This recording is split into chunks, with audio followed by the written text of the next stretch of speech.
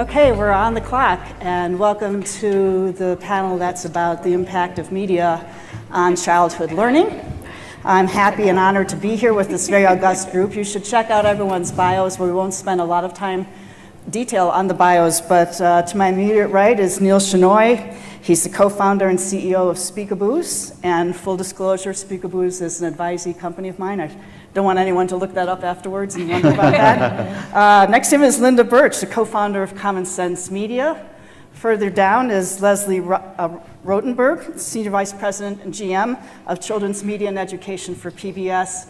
And at my far right is Dr. Jody Levos, and she is the Director of Child Development and Learning at Mattel. And I'm sort of a marketing person by nature, so I'm curious to know for all of us up here, who is the mix in our audience really quickly. Can you show your hands if you are an investor? Show hands if you are an educator in schools. Any? Okay, great turnout on the educators. Any homeschooling types or representatives? Any tech entrepreneurs, whether it's ed tech or also content innovation? Terrific. And do we have any media people or people who blog or do things like that around this topic? Great. A lot of educators. Keep that in mind. Okay, we're done. So one of the things that right off the bat is that the impact of media on childhood learning was a very broad topic, hard to get our arms around initially, and my default thought always from just 9 years of running the Cartoon Network is, oh yeah, there's lots of ways that kids learn from media. Some of my favorite conversations with parents have been when people approach me and said, you know, Cartoon Network's educational, and here's why. And one of them was a proud dad whose son was barely 5, who was playing around, making a total mess with his food on his plate. And the dad started to scold him and said, you know, you really need to stop playing with the food on your plate and get eating. And the dad proudly told me that the son replied, Dad, I'm not messing and playing with my food. I'm creating a concoction. And the dad was like, where did you learn that word? And it was from Dexter's Lab. And to this day, I'm not sure if I should, you know, when people say, when we talk about the impact of media and learning on the learning impact for kids, it can mean so many different things. And at that time, I wasn't sure if I should be happier about that we were improving his vocabulary or training him early to defend project-centered learning. I don't know. But all to say, there's some things we do want to define further for today's purposes. I wanted to mention and pre-sell the fact that right after this panel, there's an early childhood panel, and we were advised of that, so we did not focus our comments on the beginning years of life. Hopefully that panel will have the neuroscientists and the child development experts, and this panel, for the purposes of this panel, we cater to everything from pre-K to K all the way up to about, 8-year-olds, 5th grade. So we're going to be speaking about childhood more broadly. The word media, the effect of media, this group, we define that as TV, digital games, apps, toy technology, pretty much everything that comprises the notion of media. And it's we've learned from our distinguished common sense media person that this discussion's worth having, since at the moment there's an estimated over 50 hours a week that kids spend in front of screens at this point in time. So obviously the impact of learning is particular interest. And then this group is not just about media and the consumer, and this group creates mostly for the consumer market, and but has a lot more learning intention, obviously, than Dexter's Lab and Cartoon Network did. So this group is an interesting mix. Even if you just talk about edutainment, we have 2 people from who have to do this as a for-profit business and 1 nonprofit, and then we have Linda, who sits in the midst of all of this, trying to figure out what to recommend to whom and why. And I thought before we launch in, just you can understand the perspectives and consider your sources. If each of you could just in one sentence say just the mission, which might not be in your bio, about the mission of your company, so that you can hear how much, even though they're entertainment companies, to what degree they actually view themselves as learning companies as well. Sure. Neal? My name is Neal. I'm CEO and co-founder of a company called Begin, which is the parent company of 2 really celebrated early childhood literacy apps, Speakaboos and Learn with Homer. And to answer Betty's question, our mission, our focus is to really solve the reading crisis. And that means starting with children as young as 2 years old all the way through to 3rd grade and inspiring a love of reading, which then creates the foundation for wanting to and being able to learn to read. And I'm Linda Burch. I'm one of the co-founders of Common Sense Media. And our mission is all about helping kids thrive in a 24/7 digital world by giving parents and educators advice and also ratings and reviews of all kinds of media content, from movies to apps to games to websites to actually books too, to help families make great media choices and educators find great learning potential in digital media for the classroom. Hi, I'm Lesli, and I oversee a division of PBS that's focused on children's learning and also education. And we brought those divisions together with the mission to use the power of media to help all children learn, to help expand their possibilities in life. And we really focus on how media can be the spark, the catalyst for learning for children, but how we sit in the center of a community with 350 stations scattered across the country who are all really about learning and really dedicated to using media and connecting people. I know most of our audience is educators, connecting educators with more powerful ways to help children learn. So we're really here, particularly at this conference, looking at ways to expand our work and our service to parents and to teachers as the grown-ups in kids' lives, and thinking about what their needs are when it comes to sparking that learning in children and how we can be a partner in that. And I'm Jody, working at Mattel, helping to transition Mattel from being known as the world's largest toy company, which it is, into being the world recognized leader in child development and learning through play. And so that's our new vision, and we're excited about everything that entails. So there you go, different perspectives, but what they all have in common is, and we're going to unpack several different challenges and opportunities rather than do the neuroscience and debate how much screen time is too much screen time. We're going to talk more about some of the challenges and opportunities of serving in this kind of dual world that everybody operates in. And that leads to my first question, which is, since you all have to be at once about the present and the future, what is the status and the true promise of this concept that we've all been hearing about for years now called the homeschool connection? Since you're all innovators, and everybody in this room is probably innovating, you never want to be too early or too late. So where are we about this? Is it an immediate reality or still a distant dream? Neal, do you want to take a crack at that? Sure. So from a developmental perspective, since we work with and start with very young children, 2 and 3 years old, homeschool connection is critically important. In any foundational literacy program, the ability of the parent to support the child by unlocking intrinsic motivation, helping them connect to their passions and points of interest, vocabulary and dialogue, background knowledge is critical. Teachers then can provide the foundation in terms of the actual progression of literacy, and then that's reinforced at home. So for us, a school-to-home connection or a teacher-parent partnership is not just something that is an ideal, it is critical as an ingredient to create success. But to Betty's point, there's challenges in how you architect that. Challenges in terms of how you build a product that is relevant and useful to a consumer, but also meets all the needs of educators, and would love to engage in that dialogue here. Challenges in terms of how you price that product, and challenges in terms of how you actually build that express connection between school-based usage and home-based usage. So in simple terms, it is so critical for us to crack the code of school and home usage, but there are challenges from a standpoint of the product design, the technology, the implementation, the pricing, which means that we have some work cut out for us in terms of really being able to architect that model. And we're going to be talking about some of the other challenges you just mentioned, but what do you find, we were talking about how easy or hard is it for a consumer property, whether it's a company or just a game or a particular title, this question of the crossover. A bunch of you were very animated about that when we talked about this on the phone. Is it possible right now for any company? Is there a company right now that's just killing it on both fronts? What prevents that? What's the opportunity? Seems that we have some examples of kids' entertainment things going toward the school market.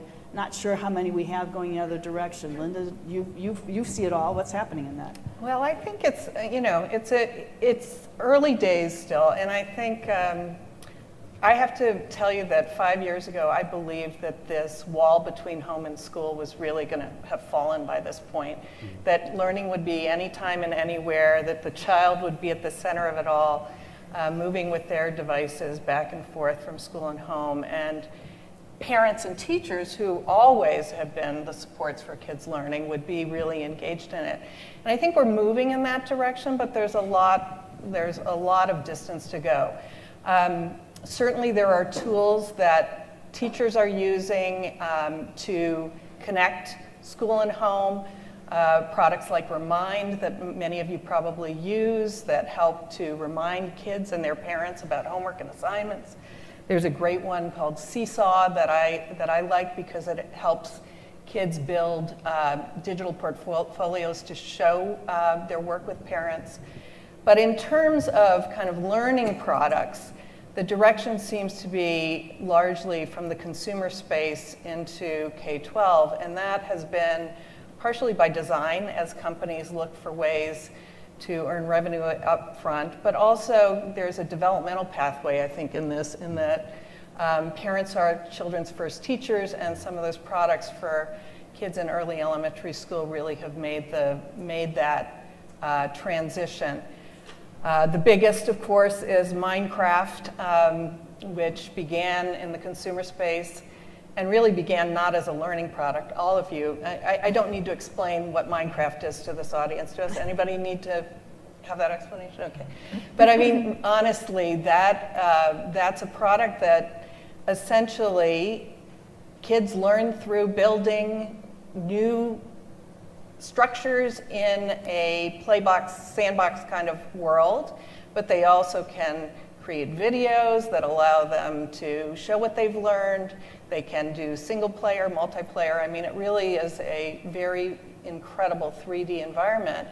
And the kids are learning things, everything from math and STEM to some of the social emotional learning skills that we want them to learn in terms of how to get along together. And that is the only really blockbuster product that has really made it from the consumer space into the education space, and now with the announcement that Microsoft made last week, they're including a code builder inside of Minecraft education. So I think that's the biggest success story. Going the other way is a little tougher, honestly. I think that what is happening is that teachers, as they become more digitally savvy, are recommending their favorite products home to parents in various ways.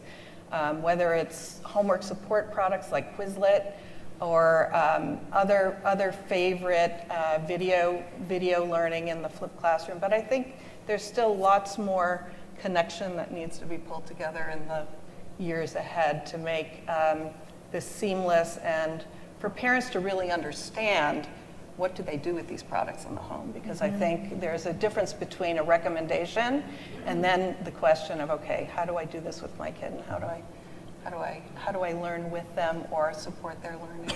Can I jump in? Please do. Yeah, so Jody, I want to build on some things that Linda said, because I think we need to do a better job. We as an industry, I think, need to do a better job of making this connection between the school and the home, the parent and the teacher.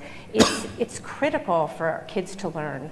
I think we all know that, and there's a lot of steps that are missing. And this notion that Linda brought up, that kids are learning all the time, they're learning everywhere, they're learning in every environment. And I think we as a society are not really responding to them and their needs in the way that we need to. And hopefully, aspirationally, we'll get there if we can really think about what turns them on, what gets them excited about learning. How do we nurture that? How does the parent recognize that and communicate that to the teacher? How does the teacher nurture that? how do we kind of all work together in an ecosystem so that we're supporting that child and supporting their passions and whatever it is that they're interested in learning and how they learn best. And right now it just feels like the walls are too thick and there's too many barriers between all the fun ways that they're learning outside of school, and then, with the exception of great educators who we probably have in this room, many schools which kind of take the joy out of learning when they get there and aren't really nurturing those same passions. So when we go out and we talk to teachers, which we try to do a lot, and ask them, what do you need, what are you missing? What we hear quite often is that they are looking for a stronger connection with parents. Particularly when we talk about and we focus on low-income communities. They're asking, how can we get these parents more engaged in their children's learning? How can we create a dialogue with them? And there's a lot of barriers in many cases, again, kind of focusing on the low-income communities with parents who maybe didn't have a great experience in school. Maybe they're not literate, maybe they don't speak English. School may not be the kind of place where they feel really welcome. So those are, I think, some of the obstacles that we still have in front of us in terms of how do we get these grown-ups who care about and support their children's learning together into more of a dialogue that can help children learn more. We have some experiments that we're doing on the ground, working in communities with PBS stations, where I feel like we're seeing some movement that I'm excited about, and it's this notion of when you bring the parents together with the children in an environment where they're both playing and they're both learning and they're having fun, and they're doing it around, in our case it's PBS Kids, around characters that they love and games that they love, and it's very non-threatening. You can kind of build this bridge and make the parents feel more a part of their children's learning than you might with traditional kinds of homework that might be intimidating to the parents. So, we think that there's an opening there. We think there's a role, maybe even on the ground at the local level, for our PBS stations. We think that, and we hope that PBS can be a partner in that, in terms of developing the kinds of media that kids love, that parents trust, and that maybe that's part of what teachers might recommend to their kids, and ways that they can make that connection between, Johnny really likes dinosaurs. Here's something that he could do at home to really kind of nurture that love of dinosaurs, and here's how it can help him in his learning. So things like that. And I think we need to, as we think through the homeschool connection, I think we need to introduce child development theories and perspective into that conversation. And we were talking a little bit earlier as we were preparing for this panel around, are there great examples of products that were designed for the classroom that can carry over into the home life seamlessly? And so from my perspective as a child developmental psychologist, I was thinking through, my younger son is in kindergarten, and at that age and stage, the classroom is typically a very exciting place, and teachers are heroes, and everything you do in the classroom is big and new and exciting. And so some of the digital tools that they're being introduced to is something he wants to do at home. It is playful. Learning is playful. Learning is fun at different ages and stages. And so for him, Smarty Ants, I think, is an example of something that he was introduced in the classroom. And when he's at home and he's allowed to have screen time, that's something that he actually elects to do. So I think as we're thinking through what is that homeschool connection, it's really important to understand who's our audience, what age of kids are we talking about, and what types of experiences are we talking about. But and you're talking about kindergarten, but what about the older kids? As an entertainment person, Yes. we would always be a little cautious about introducing some of our properties into the school system because we figured that if the kids viewed it as homework, they would be less interested in watching it, as entertainment. But that's kind of more for older kids, and I'm not even sure anymore if that's still the case.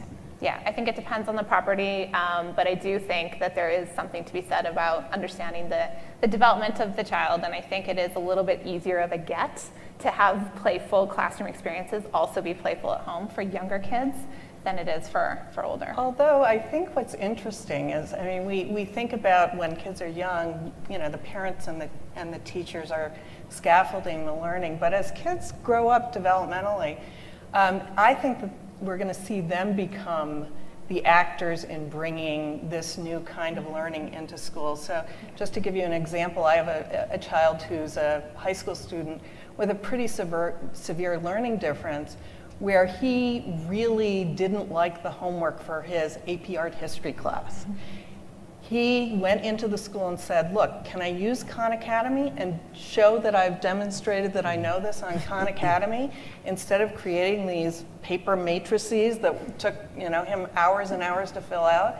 And the school was initially resistant, but he was pretty persistent, and ultimately they agreed, and he's paved the way for other kids. So I think we as educators look to children as they develop to be the actors that help to bring this fusion of home and school together as well. Now it's interesting because one of the key things, and this is our second topic, but it all flows from one thought to another, which is we were talking about different expectations that need to be met in terms of learning efficacy or assessment.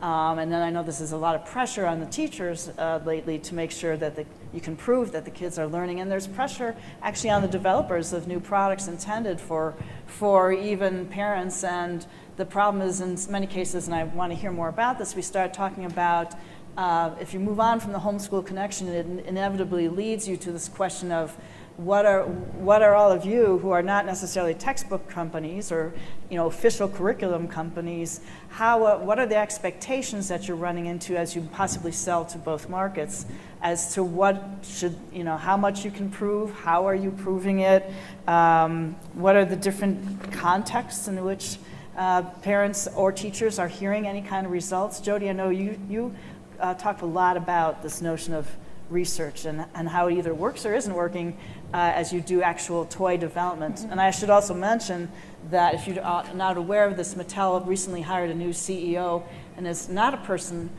from the toy business or retail or packaged goods. It's actually somebody who is the president of Google North and South America, which to me sort of signals some interest in data and in sort of being able to measure results of all kinds. So that's why I thought I would start with you on researching efficacy. Yeah, so research was sort of my background and my training, and moving into industry, particularly consumer goods and toys, there's a gap there. And I think that gap is going to narrow. I think, you mentioned Margot, our new CEO, obviously she's incredibly interested in data, and she's going to be pushing us harder to make sure that the things we're saying about the toys are true and we can back them up. And I think Mattel has a long history of doing all kinds of research. So we have play labs in China, we have a couple different locations here in the US, and we've been doing sort of can-do testing for decades. Fisher-Price, I think, really sort of set the stage and set the bar really for that type of kid testing and the importance of that in terms of product design. And so I think from my perspective, I was at Leapfrog prior to Mattel, and one of the big things that was important to us as we're designing experiences for kids is we can't always do efficacy research after a product has launched for a couple reasons, which I'll talk about. But what we can do is take the best research and build that into the design of the product. So we know that kids learn best through participatory prompts and through characters that they know and are familiar with, and they learn really well through repetition and review. So we use those types of research findings to design great experiences for kids.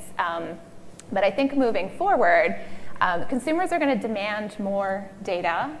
Companies certainly want more and better data, and that's something that we're going to continue to think through. But we have some challenges, and so I mentioned, as we're designing a toy, by the time it gets to a stage that we can actually test it to see if kids will learn X, Y, and Z, that product's likely already on the shelf. And so by the time we get data, there's sort of a gap between the timeline for research and the shelf life of a product. So that's one of the issues. The second is, if we do that type of efficacy research ourselves, sort of inherently biased, right? But if we consult with academic researchers, that again is sort of that time difference between academic life and industry life, as well as the costs therein. A third challenge is that even if we're able to prove that toy X led to these fantastic results for kids, it's really hard to generalize those results to other toys in the portfolio. And so I think from a business perspective, the return on that investment is a little bit limited if we can't generalize those results. And then finally, and I think this one's really important, as educators, I know you all get excited when you see kids get this much better, right? Or when they are statistically significantly better on a test than they were in the year prior. That's really exciting as educators. That might be 4 points different on a certain test. But for consumers, that is not a sexy result, right? So we can't put on a package that, you know, a child improved 4% on something. As an educator, that might be incredibly meaningful. As a consumer, not so much, because they're trained to, you know, 9 out of 10 dentists recommend, or 99% of consumers will see this particular result. So I think those are the types of questions in industry that we're grappling with, and I think it'd be great to have conversations with some of you after, particularly because a lot of you are educators, and to hearing your perspective and what do you look for when you're evaluating tools for use with your kids. Oh, you want to speak? No, please. I wanted to talk about research in 2 ways. One is, well, really, what I want to share is 2 of the most exciting things I think that we're finding through research. But I'm just kind of juxtapose our experience with yours, which is, as a nonprofit, what we do is we do a ton of research, and everything that we create is backed by research. So we don't have a lot of the same obstacles that you described, which sounds very challenging along the way, in that we develop content based on learning goals, and then we go into informal and formal environments and test all of that content to see if children are actually learning from each one of our programs, whether it's a television show or a game. And then we're able to prove that they are. And along the way, we're also doing formative research to make sure that they're actually comprehending the things that we're setting out to teach through stories or games or whatever. So that's not really surprising. And I actually think when we go out and we tell people that we have all this research, they kind of shake their heads and they go, yeah, we kind of figured that PBS had a lot of research. They don't necessarily want to hear about all of it. You know, they don't want to see like the reams of research, but we have it. I think the most interesting things that we're finding through research is, the first is not that kids are learning from PBS Kids programs and games because we absolutely, that's an expectation that we have, but it's the role that the grown-ups are playing. Mm-hmm. And we've gone out and done all these studies, and every time what happens is the kids learn, the kids in low-income communities learn more, they learn the most, so that's consistent. And then the finding that we keep having is when there is a grown-up involved, whether it is a parent or a teacher, when they're simply having conversations with the child about whatever it is they're learning, just a conversation, the learning is exponentially much higher. Now, as educators, you're probably not surprised by that, and that is why you are heroes. That's why you do what you do.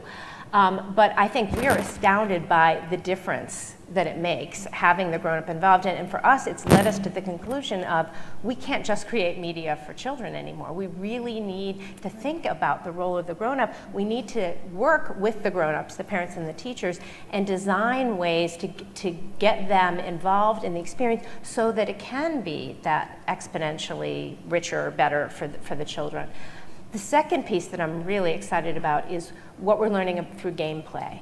And I feel like we're just on the verge of kind of breakthroughs in terms of using games that kids love to test what they're capable of instead of the assessments that everybody hates. And I think if we get there, then instead of spending, an entire year teaching to the test and teachers feeling very much kind of cramped by these assessments, if the assessments instead were the games that the kids actually loved, and that we were generating all this data, which we are generating, that can be instructive to the teacher and to the parent about what the kids are learning, what they're not learning, what they need help in, what they're excelling in, then maybe we can do away with all those assessments and all the anxiety that goes with them. I wanted to connect the dots between our experiences with Mattel and Fisher-Price, and then also with PBS. So our inspiring sort of educator that helped to create Speakaboos as our pre-literacy platform focused on storytelling is a woman named Dr. Alice Wilder. So Dr. Alice was head of research and testing for Blue's Clues, and helped launch that as the first original program for Nickelodeon, then worked on Super Y with the team at PBS, and now delivers amazing content for Amazon Studios. And if you ever read the first chapter of Tipping Point, which chronicles Dr. Alice's approach, it's a very formative, research-driven process around meeting children at their point of need and quantifying that through the process of production so that you can make incremental improvements so that when you release a piece of content, you can predict levels of engagement and levels of efficacy.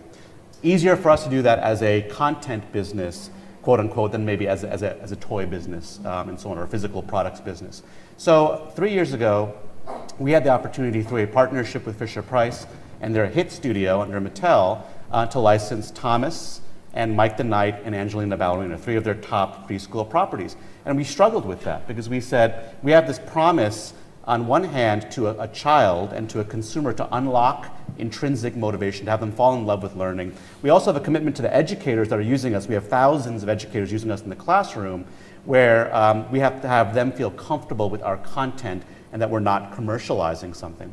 So we took Thomas as our first property. The wonderful benefit of that is that we knew children are going to be engaged. Thomas is one of the top preschool properties, if not the top preschool property in the world. The question was, how do we put that through our formative research process so that the story that we created around Thomas was not only engaging, but effective from the standpoint of the outcomes that we were attempting to deliver.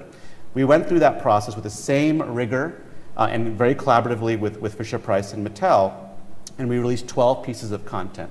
2 years later, although those 12 pieces of content represent about 2% of our overall catalog, they represent about 10% of our overall engagement.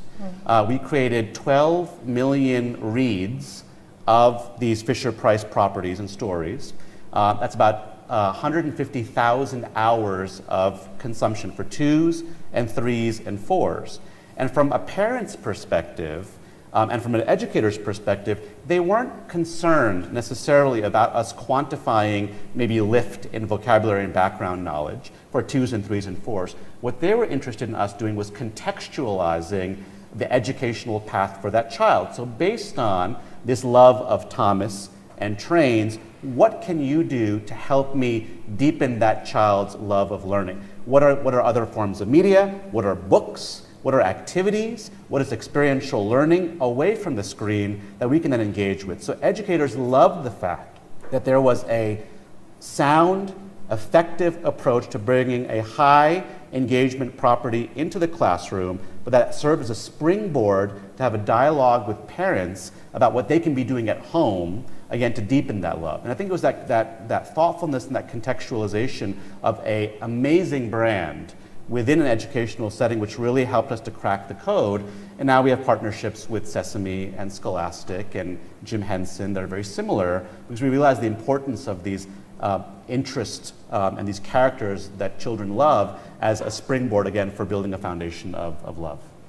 We're running a little short on time, but I really wanted to hear more from Linda about, we got into this conversation about what Jody was talking about, that what's meaningful to educators in measurement might not be so meaningful to parents, or how do we do a better job translating to parents? Right. What should they care about in reviews of toys, or whether they're coming from recommended from teachers or off the shelf? Well, I think what's really interesting is that the rubric that many of you may be familiar with, that we do our ratings and reviews of both EdTech products that are in the K-12 space and in the consumer space.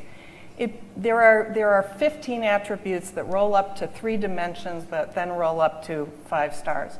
But we led with engagement, which I think is really important and fun, because once kids are engaged and learning, that's really important. And then there's pedagogy, and then there's the supports that we provide. And educators want to go really deep into understanding the elements of what's in the learning. Parents, just from click-throughs, they want the 5 stars, which is quite interesting. And so our parent-facing platform in terms of the UI UX is very different than the EdTech platform.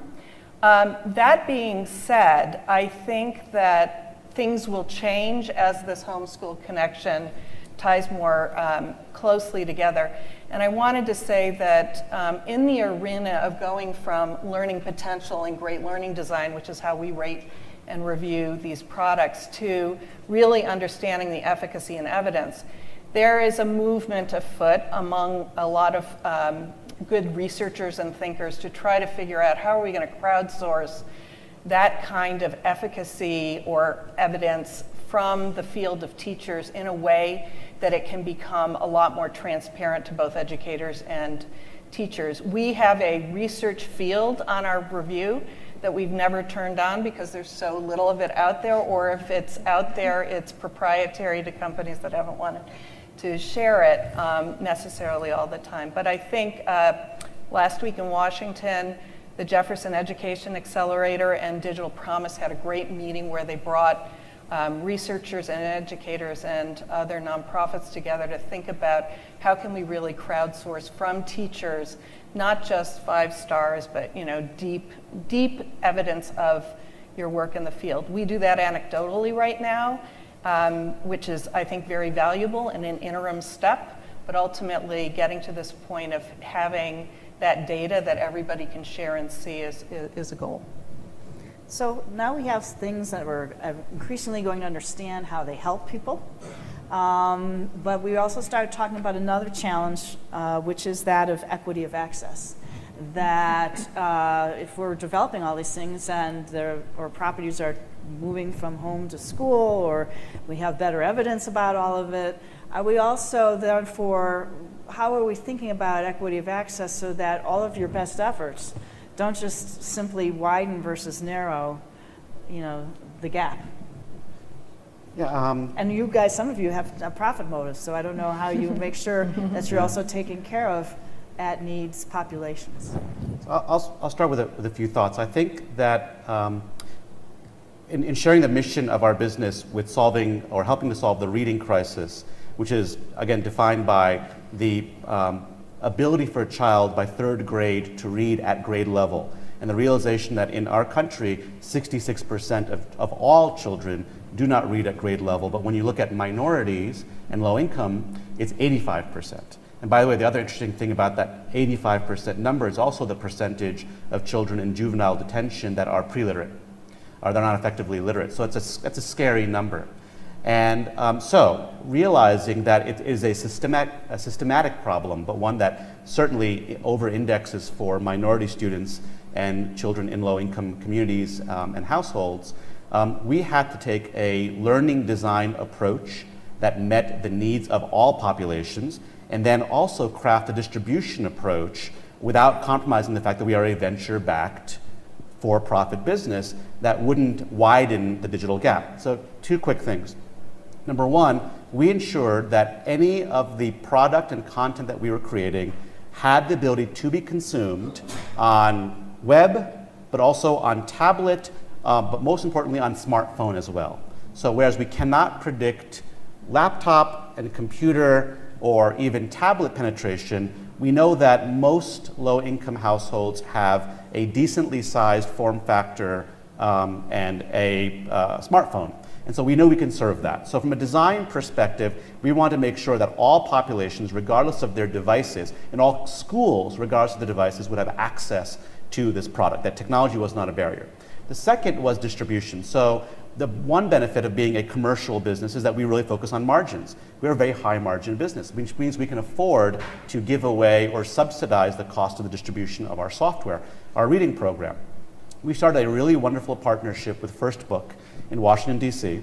Evolving First Book is from physical to digital. And what we said was, if you could help us to identify the populations in need, Title I schools, and qualify them, and if you can help us to distribute the content to them, we will give that away for free. And we were able to give away last year alone, 1,500 schools representing over 200,000 students access for school and home to our platform because we had a partner in First Book that was helpful in terms of the identification of that, but also because we had a learning design that accommodated the use of this regardless, again, of income level and income strata. So I think it's a complex issue. It's one where if you have the luxury from a learning design of thinking about that and then have partners that can help you distribute that, is solvable. But I'm glad that that's a part of our conversation because if you don't contemplate that in learning design, you create a product that may not serve the needs of the communities that really need it the most. Any other comments on this equity of access topic? Yeah, I I mean, I think what's interesting is if we look at the K-12 marketplace, certainly most companies have a policy or some kind of a method in which they're giving discounts to Title I schools or schools with very high percentages of free and reduced lunch. We have a philanthropic community that is doing, I think, a good job of ensuring that in some communities there's access to devices. But when you really come down to what is going to make this kind of media-intensive world work well for everyone, I get worried about what I call, and others call, the homework gap. So what happens when kids go home? They need to have access to high-speed broadband or a Wi-Fi hotspot. They need devices that have, even the smartphones, that have good data plans. And what we've understood over the course of kind of the research that we've done about media usage in families over the past 10 years is that they also need to know about the educational apps. They need to be made aware of them, and then they need to have a place to have access. And those challenges right now are, we made a lot of progress in the past few years with regard to the infrastructure issues of broadband through the FCC and the Department of Ed and the White House's Connect Ed effort. The equivalent for families at home was called Lifeline, which gave discounted broadband to families at home. That has now been terminated, and there's a real threat to E-rate 2.0. And so if any of you as educators are, mobilized to be advocates for low-income families, this arena of making sure that we don't roll back the gains of the past 4 years is a big one. And then the final thing I would say is that we are seeing mobile use increase in families and in low-income families. We do a survey every 4 years, 3 to 4 years. The first one with parents of kids 0 to 8, and then we do teens and tweens. Between 2011 and 2013, mobile usage went up amongst parents of kids 0 to 8 by 25 percentage points. But what did not go up, and I would state that went from, I think, to about 45%. It's higher now, no doubt. We're about to release the new study in October. But that's still in comparison to 85% in high-income households. And the big difference is in this learning app arena, what we call it the app gap, where low-income families download learning apps at 35% of them download learning apps, whereas that's as high as 65% in high-income families. So we've got to find ways in which to think about the marketing to low-income families. We have to think about the marketplaces. First Book is a great one, but marketplaces where they can have access to free content or discounted content. And then we need to engage them in learning how to support their kids' learning at home.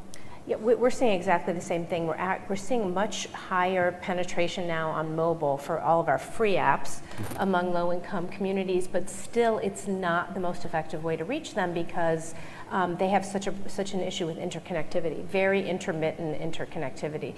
So you can't rely on anything that's got to be connected to the internet. So as a result, we make all of our decisions based on how do we reach this hardest to reach and most in need audience. So we recently launched a new service that's 24/7 PBS Kids content, and we did a lot of data analysis to try to make sure that as we're launching this service, what's the best way to get to those people? And surprising to many, because we're in the digital age, the best way to get to them was over the television, over the air television, not cable, not satellite.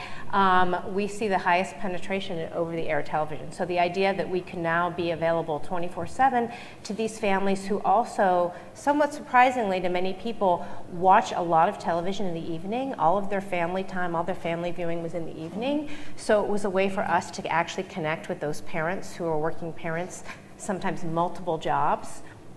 And again, knowing what we've learned about the engagement of the parents, that was critical to us, is really getting those parents engaged. And then when we design the hands-on engagement at the local level with stations and partners and communities, we've learned a lot, probably still have a lot more to learn about how do you really meet these parents where they are. They're busy, they've got many jobs, they've got incredible stress.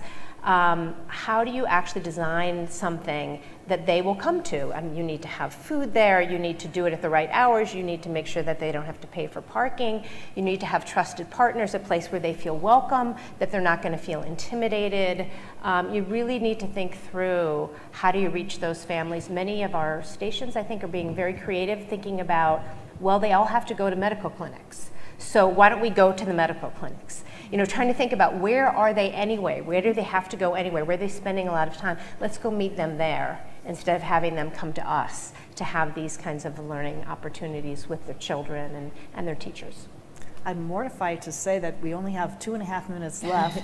I hope you've been finding this as interesting as I do. I want to do a lightning round because a lot of these issues, I'm curious to know what you think the future looks like, and just your quick thoughts on where the future of all of this is headed, and what are some of the more interesting, exciting things you're looking forward to. Ideally, things that solve or address some of these issues, but just what fascinates you and where you think things are headed, starting with Jody. Yeah, I'm excited to see what kids are going to do, because I think kids as creators is something that is taking off.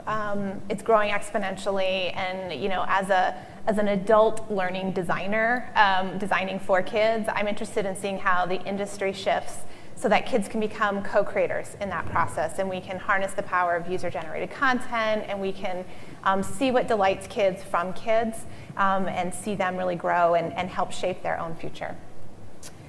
Lesli. So since you took that one, I'm excited to see what teachers are going to do, because, you know, I mean, nobody cares more about kids learning than teachers do. And now they have access to so many, probably an overwhelming amount of opportunities when it comes to media and technology and digital and personalization. And so I'm excited to see what teachers are going to do and how they can really change the way that kids learn and the way that they love learning and the way that they connect with parents and their experience at home. I'm curious to see what the Internet of Things is going to do to the future of learning when kids grow up from the age of 5 asking Alexa or Echo for knowledge, and how that shifts the parent and educator balance as expert in learning, and how we all think about raising kids in a digital age. I'm also really excited to hear the ideas of teachers and parents in this homeschool connection, and how do we reinvent the PTA for the digital age? I think I'm interested to see parents as partners and what the evolution of the expectations of parents and really moms are going to be that drives a lot of educational change, and I think is going to be wonderful for educators who are going to have an advocate in the form of parents and moms that say, the way that we want you to teach is the way that you'd like to teach. But I'm really excited about this context building and this education that's happening so that parents appreciate the importance of purposeful play and defining success differently and learning models that fit the child, and the fact that children can learn in a variety of different fashions and so on. I think that's just starting. It's going to be really wonderful for our society and all of our academic institutions. And with that, I want to say a few things, which is that there's a panel immediately coming into this room. We probably raised more questions for you than we answered. We welcome them, but we're going to move it all out into the lobby so the next panel can come forward. We appreciate you being here this morning and hope you got something new out of it. Thanks a lot.